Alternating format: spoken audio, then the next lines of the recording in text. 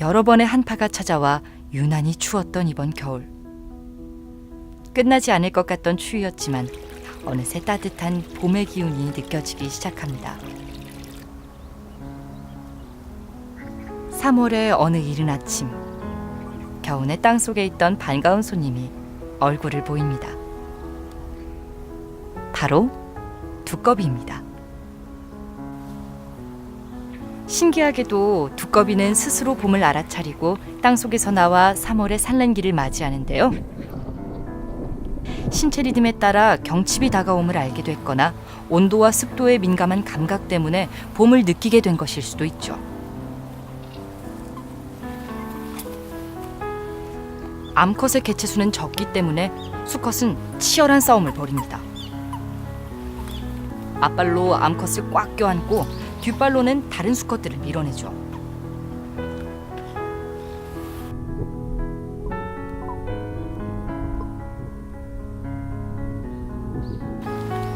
운 좋게 혼자 있는 암컷을 발견해도 이미 산란을 마친 암컷이 수컷을 거부할 수도 있습니다. 치열한 경쟁 끝에 짝이 정해지면 산란을 시작합니다. 두꺼비는 보통 수초 근처에서 산란을 하는데요. 길게 늘어져 있는 알이 수초와 얽혀 물에 떠내려가지 않게 하기 위함이죠. 두꺼비들이 모여드는 이곳은 충청북도 청주시의 구룡산 일대입니다. 평소엔 산에서 지내던 두꺼비들이 봄이 되면 산 근처에 있는 연못들에서 산란을 하죠. 그중 가장 큰 연못의 이름은 원흥이 방죽입니다. 원흥이 방죽은 사람 입장에서 볼 때 과거에는 그 농사를 짓기 위한 물을 모아두는 곳이었지만 현재는 큰 연못이고 하나의 공원이라 생각할 수 있습니다. 하지만 그 두꺼비나 다른 생물들 입장에서 볼 때는 여전히 이곳은 과거나 현재나 살아가는 터전입니다. 이곳은 왠지 사람의 발길이 닿지 않을 것만 같은데요. 그런데 조금만 시선을 돌리면 사람이 만들어 놓은 길과 그 길을 다니는 행인들이 보입니다. 특이한 점은 이뿐만이 아닙니다. 이 두꺼비 생태공원은 법원, 검찰청, 아파트 단지 사이에 위치하고 있습니다. 즉, 도심 한가운데에 두꺼비의 삶의 터전이 자리 잡고 있다는 것이죠. 산책하러 잠깐 나와봤어요. 저희 가족도 좀 산책하러 자주 나오곤 해요. 그렇다면 어떻게 도심 속에 이러한 생태공원이 생길 수 있었을까요?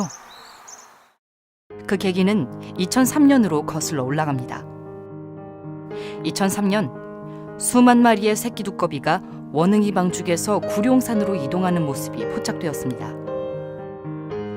그러나 그곳은 택지 개발을 위한 대규모 공사가 예정되어 있었는데요. 소식을 접한 시민들은 두꺼비를 보호하기 위해 택지 개발을 진행하려는 토지 공사에 맞서기 시작했습니다. 시위, 공사 현장 제재, 서명운동 등 시민들과 환경단체는 다양한 방식으로 두꺼비를 보호하고자 노력했습니다. 그러나 토지공사 측은 원흥이 방죽과 구룡산을 잇는 생태통로를 건설함으로써 두꺼비를 보호할 수 있다며 개발 의지를 굽히지 않았습니다. 이에 환경단체는 생태통로 외에 추가적인 보호 대책이 필요하다고 주장했습니다. 이 주장은 보호종에 속하는 맹꽁이가 원흥이 방죽에 서식한다는 사실이 추가로 밝혀지면서 힘을 얻게 됐죠. 결국 두꺼비 생태공원 조성 내용을 담은 상생지역의 개발 협약이 체결되었는데요. 협약 내용에 따라 원흥이 방죽은 원형을 유지할 수 있었고 생태통로 또한 폭을 넓힐 수 있었습니다. 또한 시민 참여운동이 협약에 의해 보장되면서 현재까지도 다양한 환경보호운동이 이어지고 있습니다. 이렇게 많은 사람들의 노력으로 만들어진 두꺼비 생태공원. 원흥이 방죽은 원래의 모습을 지킬 수 있게 됐습니다. 두꺼비 생태공원을 찾아온 사람들이 보이는데요.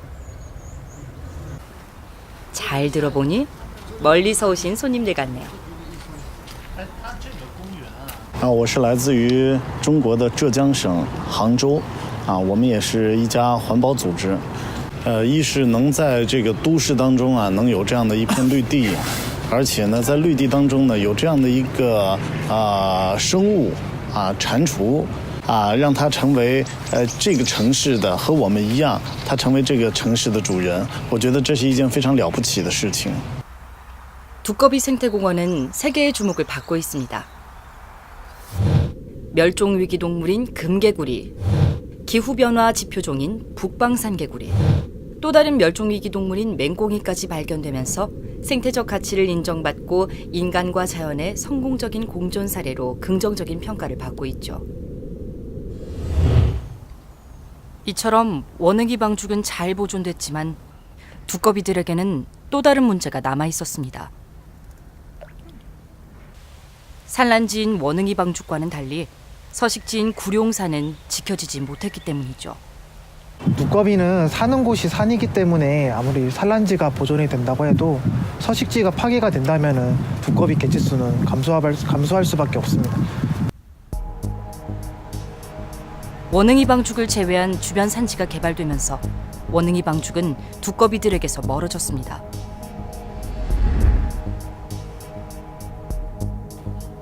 산란기에 오갈 수 있게 조성해 놓은 생태 통로는 두꺼비들에겐 너무나 험난한 길이었죠.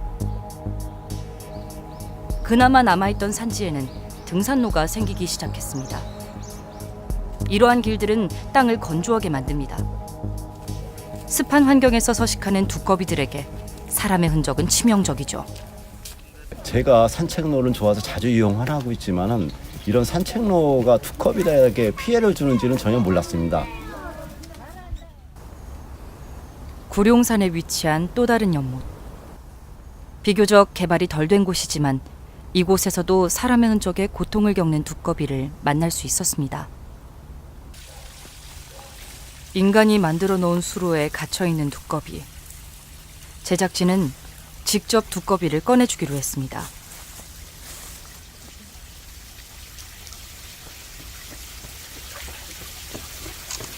조금 더 앞으로 가서 앞으로 나오, 예, 그렇게 해요.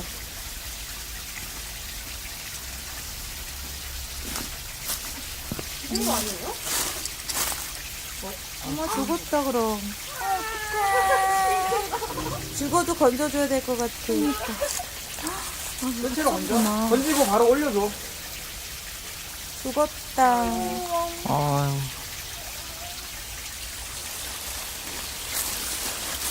전체로 줘. 너무 추워서 얼어 죽었나 보다. 이렇게 거친. 너무 가만히 있더라. 저기 있을 때 가만히 있어요. 숨어 있어요. 여기 있을 때는.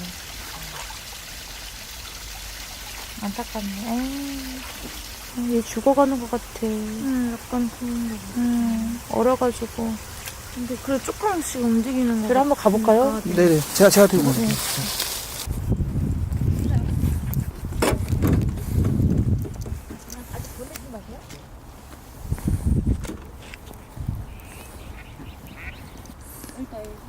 놔줄게요. 네네네.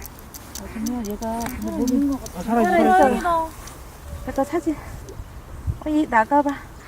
힘이 다친 것 같아서. 힘이 없다. 응, 지금 좀 그래서 저쪽으로 보내면 안 좋을 것 같아서.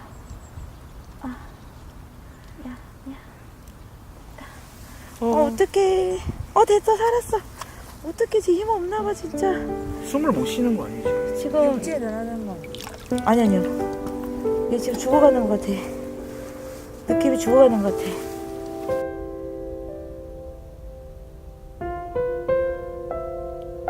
안타까운 마음에 제작진은 한동안 자리를 떠날 수 없었습니다.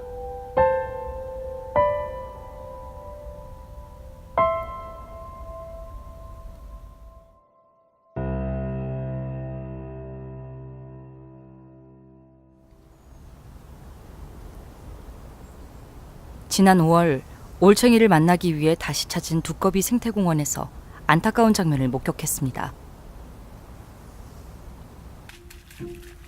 나는 여기서 납니다.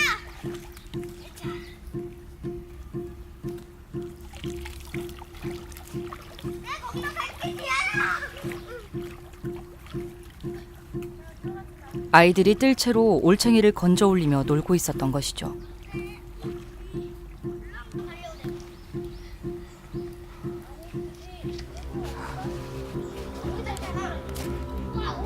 친구 지금 손에 뭐 들고 있어요? 올챙이는 어디서 살아요?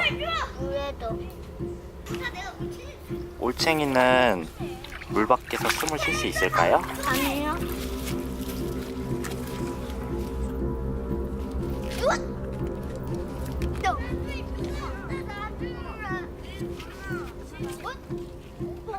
올챙이를 내던지는 아이들, 그리고 그 모습을 지켜만 보고 있는 어른들. 더 이상 지켜볼 수 없었던 제작진은 관계자의 동의를 얻어 이들을 제지하기로 했습니다.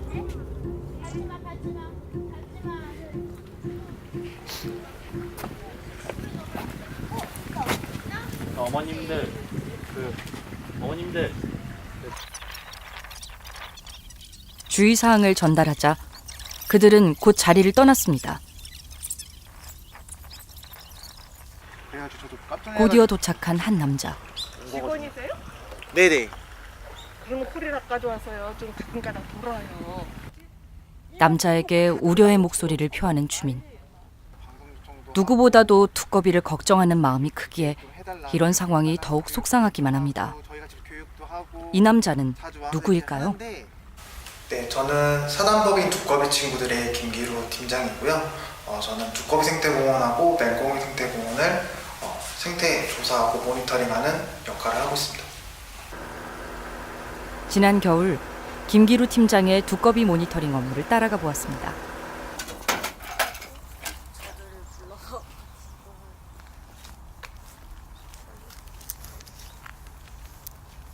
산에서 내려오다가 여기 이제 빠지거든요.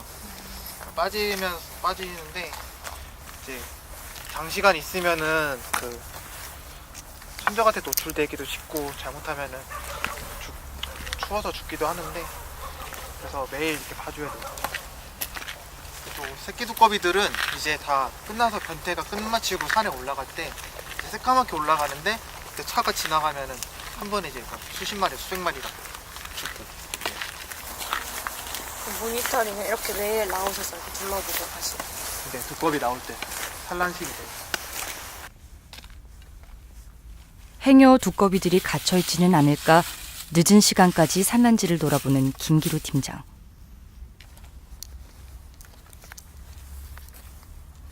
그렇게 두꺼비 생태공원의 하루가 지나갑니다.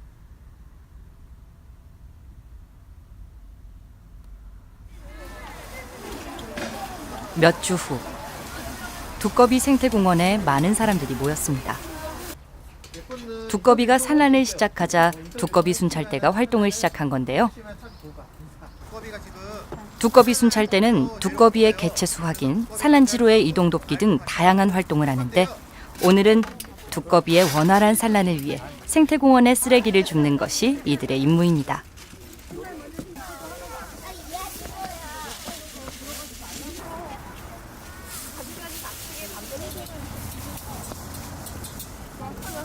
환경의식이 부족한 사람들도 있지만 이렇게 자연보호에 힘쓰는 사람들도 있어 참 다행이죠.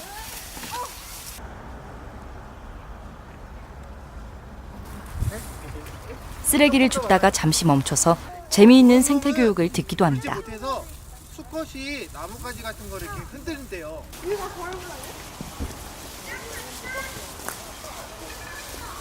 제가 쓰레기를 주우면서 두꺼비들이 안전하게 산에 올라갈 수 있어서 뿌듯했어요. 앞으로 더 많은 활동을 했으면 좋겠고 환경을 사랑해 주셨으면 감사하겠습니다. 우선은 아이들과 함께 우리 마을에 살고 있는 생물체, 그러니까 여기 양서류, 두꺼비, 개구리 것도 볼 수 있거든요. 직접 눈으로 볼 수 있고요.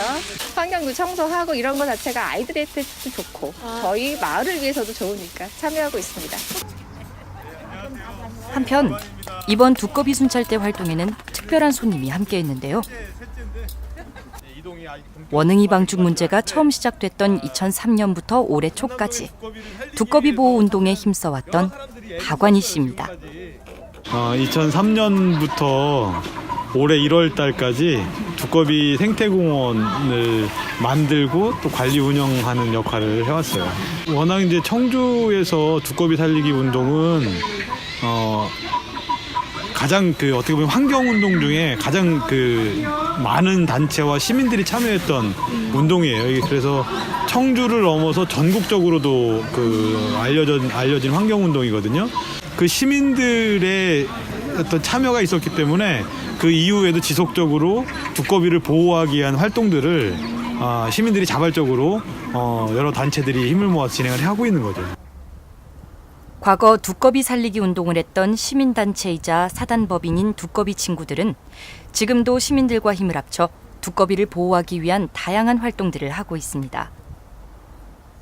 대표적인 예로 구룡산 땅 한 평 사기 운동이 있습니다. 시민들의 모금을 통해 구룡산의 일부를 매입함으로써 무분별한 개발을 막고 두꺼비의 서식지를 보호했죠. 또한 서식지로부터 멀리 떨어진 원흥이 방죽을 대신해 두꺼비들이 쉽게 찾아올 수 있는 대체 산란지들을 조성하기도 했습니다. 아파트 단지에서 산 너머 쪽으로 1km 정도 떨어진 곳에 농촌 방죽이라는 또 다른 연못이 있는데요. 두꺼비 친구들은 이곳에서 수많은 두꺼비들이 산란을 하고 있다는 사실을 알아내 집중적으로 관리하고 있습니다. 두꺼비 생태공원 안에 위치한 두꺼비 생태문화관. 이곳에는 두꺼비 친구들의 사무실이 위치해 있습니다. 그런데 특이한 점은 이곳이 단순히 사무실로만 사용되는 것이 아니라 시민들을 위한 다양한 문화 공간들로 조성되어 있다는 것입니다. 이곳은 두꺼비 생태문화관 내에 있는 도서관이고요. 일반 도서관하고 좀 다르게 생태에 관련된 책들을 좀 더 많이 구비하고 그것을 이용하는 분들한테 제공하고 있는 도서관입니다. 두꺼비 친구들은 자연보호 활동뿐만 아니라 마을 주민들을 위한 공동체 활동에도 힘쓰고 있습니다.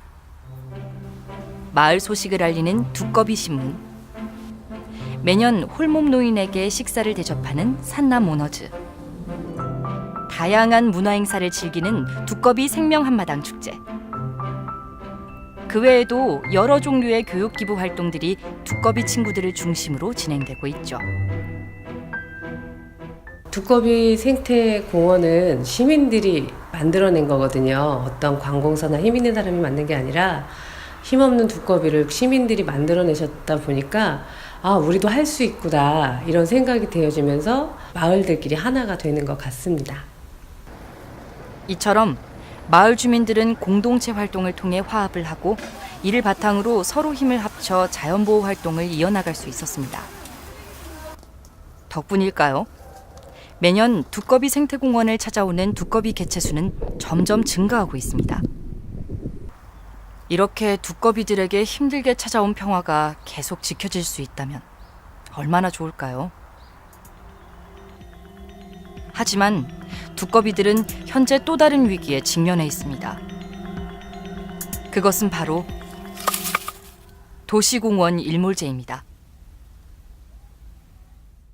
1999년 헌법재판소는 지자체가 개인 소유의 땅에 도시공원을 짓기로 하고 장기간 이를 집행하지 않으면 땅 소유주의 재산권을 침해하는 것이라며 2020년까지 공원이 조성되지 않은 곳은 개발을 허용한다는 판결을 내렸습니다.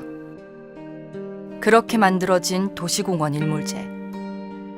앞으로 2년 후 두꺼비의 서식지인 구룡산이 또다시 개발될 위기에 처해집니다. 이는 구룡산만의 문제가 아닙니다. 현 상태에서 적절한 대책이 마련되지 않는다면 2020년 사라질 녹지는 전국 도시공원의 반 이상에 달합니다. 이에 대한 대책은 없는 걸까요? 제작진은 도시공원 일몰제에 대한 자세한 설명을 듣기 위해 전문가를 찾았습니다. 환경운동연합의 맹지연 국장은 그간 정부와 지자체에서 내놓은 대처 방안이 많은 문제점을 가지고 있음을 지적했습니다. 민간보험 특례사업은 사업 규모 5만 제곱미터 이상의 도시공원 중에서요, 30%는 아파트로 개발하고 70%를 기부 체납하는 형태의 제도입니다. 도시공원 중에서 아파트 개발이 용이한 곳에 한해서 시행되는 제도입니다. 그러다 보니 그 개발과 관련된 특혜 논란도 매우 심각한 문제이고요. 무엇보다 전체적인 미집행 도시공원에 관한 해법이 될 수 없다는 것이 가장 큰 문제입니다. 정부가 제시한 민간공원 특례 사업은 미집행 도시공원 부지의 30%는 개발을 하고 나머지 70%는 보존하겠다는 내용의 제도입니다. 하지만 이는 접근성이 좋고 평평한 땅을 가지고 있는 소유주들만 이득을 보는 내용입니다. 개발이 어려운 땅을 가지고 있는 소유주들의 재산권을 보호할 수 없는 제도이죠. 또한 민간공원 특례 사업은 자연보호를 위한 종합적 판단과 체계적인 계획 아래 추진되지 않고 있습니다. 따라서 30%의 개발로 인한 자연 파괴는 한없이 커질 것으로 우려됩니다. 땅 소유주의 재산권도 지켜주면서 자연도 보호할 수 있는 해결책은 없는 걸까요? 지난 4월 서울시가 내놓은 도시공원 일몰제 대책은 땅 소유주와 환경단체 모두의 환영을 받고 있습니다. 서울시의 해결 방안은 도시공원 일몰제 해법으로서는 물론이고 이 생태보전, 도시 녹지와 관련된 굉장히 획기적인 대책이라고 볼 수 있습니다. 대전제는 한 평도 도시공원에서 해제되는 일이 없게 하겠다라는 것이 대전제고요. 그의 구체적인 방법으로는 과도한 재산권의 침해가 있는 대지의 경우에는 2020년까지 전부 자체 예산과 지방채 발행을 통해서 해소하고 나머지 그 임야인 공원에 대해서는 앞으로 장기적으로 우선순위에 따라서 매입한다는 입장입니다. 서울시는 세금 감면, 지방채 발행 등의 방법을 통해 2020년까지 주요 도시공원을 매입할 계획입니다. 그 후에도 적극적으로 예산을 편성하여 우선순위대로 자녀 사유지를 보상할 예정이죠. 또한 그 과정에서 공정보상심의위원회를 운영함으로써 자연을 보호하는 동시에 땅 소유주의 재산권을 침해하는 일이 없도록 진행할 것이라고 밝혔습니다. 다른 지역에서도 이런 적극적인 대처 방안이 실행된다면 얼마나 좋을까요? 두꺼비가 살고 있는 구룡산뿐만 아니라 전국 곳곳에는 보호가 필요한 도시공원이 많은데 말입니다. 하지만 안타깝게도 전국의 모든 도시공원을 사들이는 것은 쉬운 일이 아닙니다. 천문학적인 비용이 들기 때문이죠. 그렇다면 개발로부터 자연을 보호할 방법은 정말 없는 걸까요? 사실 가장 쉬운 방법은 따로 있습니다. 바로 우리 모두가 자연 보호에 관심을 갖는 것입니다. 작은 관심들이 모이면 많은 것을 바꿀 수 있다는 것을 우리는 이미 알고 있습니다. 자연에 대한 무조건적인 양보를 주장하는 것이 아닙니다. 다만 자연을 등한시하고 개발을 우선시했던 과거에서 균형을 찾자는 뜻이죠. 아픈 경험을 반복하지 않기 위해 모두가 공생할 수 있는 길을 걸어야 합니다. 어쩌면 두꺼비도 오랜 시간 동안 그 말을 하고 싶지 않았을까요?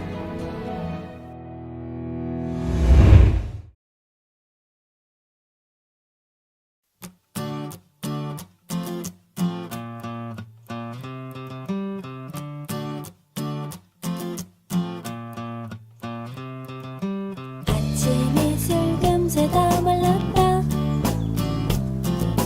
붉은 귀도 벌써 깨어났다. 따가운 햇살 문지른다. 대국민 서명을 받고 있습니다. 그래서 우리 동네 공원 지키기 내지는 환경운동연합이라고 검색창에 치셔서 사이트에 들어오시면 시민 모든 분들이 서명에 동참하실 수 있으십니다. 내게 새 집을 지어다 줄래? 두꺼워 그럼 내 손목을 가져올래? 두꺼워 내게 새 집을 지어다 줄래? 제가 직접 와본 적은 없어. 두꺼비가 살아야 환경이 깨끗해지고 많은 우여곡절이 있었고 습한 환경에서 서식하는 두꺼비들에게 사람의 흔적은 치명적이죠. 언집 줄게 새집 다운 두꺼봐 언집 줄게 줄게 새집 다운 두꺼봐 두꺼봐 헌집 줄게 새집 다운 두꺼봐 두꺼봐 헌집 줄게 새집 다운 두꺼봐 두꺼봐